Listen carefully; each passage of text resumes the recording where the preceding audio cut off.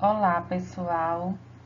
Nós vamos dar continuidade às situações de urgência e emergência. Na aula passada, nós falamos sobre fraturas e queimaduras. E hoje nós vamos falar sobre envenenamento e hemorragia, certo? O envenenamento ou intoxicação aguda ocorre quando uma pessoa inala, entra em contato direto com a pele ou ingere alguma substância tóxica. A maior parte dos casos de envenenamento ocorre dentro de casa, envolvendo principalmente crianças, né? Sinais e sintomas, né? Quando a gente deve suspeitar que aquela vítima, aquele paciente foi envenenado ou está com alguma intoxicação. Vestígios de substância tóxica, químicas ou naturais na boca ou na pele da vítima, indicando que ela tenha mastigado, engolido, aspirado ou entrado em contato com tais substâncias. O hálito fica diferente, coloração dos lábios e do interior da boca alterados, respiração fraca, temperatura baixa, dor ou queimação na boca, garganta ou estômago. Isso aqui acontece muito quando a pessoa ingere substância cáustica, né, líquidos cáusticos. Então, quando ele entra em contato com a mucosa, ele já vai lesionando, certo? Sonolência, confusão mental, diminuição ou retenção do fluxo urinário. Essa diminuição do fluxo urinário ou retenção acontece muito em pacientes que tomam medicações orais, certo? Que às vezes tentam ao suicídio e tomam vários tipos de medicações orais e faz com que o rins fique sobrecarregado, certo? Hemorragias, lesão na pele, eritema ou queimaduras e náusea, vômito, suor e salivação. Substâncias venenosas. Quais são os tipos de substâncias venenosas, né? As substâncias venenosas incluem medicamentos com ou sem prescrição médica, drogas ilícitas, gases, produtos químicos, vitaminas, alimentos, cogumelos, plantas e venenos de animais. Como a gente costuma ouvir, tudo demais é veneno, né?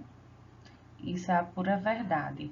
Até uma simples vitamina que a gente toma, e se a gente tomar em excesso, ela faz mal. Por exemplo, pessoas que fazem uso de sulfato ferroso de longa duração, eles têm um risco maior de ficar esse tipo de vitamina no fígado, certo? E com o passar do tempo pode dar inflamação no fígado, certo? Porque o sulfato ferroso é uma vitamina pesada, que ela não é totalmente absorvida pelo organismo, ela precisa de vitamina C para ela ser absorvida. Ela tem uma macromolécula, né? Então ela é de difícil absorção. Então, tudo que não é digerido pelo organismo, absorvido, ele vai direto para o fígado. E lá o fígado fica depositando aquelas quantidades de vitaminas que não foram absorvidas e com isso pode dar insuficiência hepática com o tempo, certo? O diagnóstico. O diagnóstico baseia-se nos sintomas, nas informações recolhidas da pessoa envenenada e testemunha, e por vezes nos exames de urina e de sangue, certo? Classificação de intoxicação. Nós temos dois tipos de intoxicação, a acidental e a deliberada. A acidental. O envenenamento é a causa mais frequente de acidentes não fatais em casas. A criança, devido sua curiosidade e tendência para explorar, são vulneráveis à intoxicação acidental, assim como os idosos, geralmente devido a uma confusão com os medicamentos que deveriam tomar, e os trabalhadores industriais devido à exposição a produtos químicos tóxicos, né? a gente tem que ter muito cuidado e fazer a prevenção sempre que possível, de deixar todos os medicamentos e produtos químicos que a gente utiliza na diária para limpeza fora do alcance de crianças, certo? Quando a gente deixa um comprimido em cima de uma mesa que fique de fácil acesso, a criança pode achar que é uma bala, um doce, né? Geralmente os comprimidos são coloridos, então faz com que a criança tenha a curiosidade e possa fazer a ingestão dessa medicação, certo? Os idosos também é muito importante a gente sempre orientar, pedir para que deixem só as medicações de uso diário, separada dos outros tipos de medicação da casa, certo? Já me ocorreu uma vez em campo de trabalho, uma idosa que fazia uso de colírio, certo? Para um problema ocular, e estava misturada com a medicação de uso da casa, né? Toda casa tem suas medicações. Então, ela fez uso, em vez de ela colocar o colírio, ela colocou dipirona no olho, né? Graças a Deus não teve nada, não ocorreu nenhuma lesão, mas é importante a gente fazer essa orientação sempre, certo?